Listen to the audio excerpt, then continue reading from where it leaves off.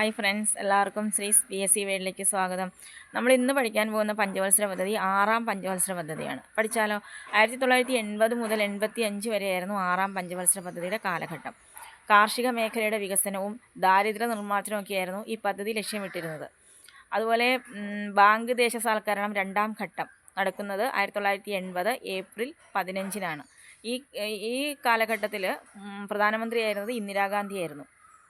അതുപോലെ NABARD, national agriculture four rural development, NABARD നിലവിൽ വരുന്നതും 6ാം പഞ്ചവത്സര പദ്ധതി കാലത്താണ്. നബാർഡ് നിലവിൽ വരുന്നത് ശിവരാമൻ കമ്മിറ്റിയുടെ ശുപാർശ പ്രകാരം 1982 നവംബർ 12-നാണ്.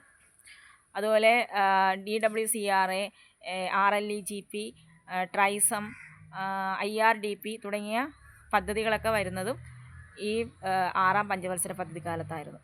ഓക്കെ, അപ്പോൾ 6ാം പഞ്ചവത്സര പദ്ധതി ഒത്തിരി പഠിക്കാനില്ല. അപ്പോൾ ഇത്രയൊക്കെ വേണം പ്രധാനപ്പെട്ട പോയിൻറ്റ്സ്.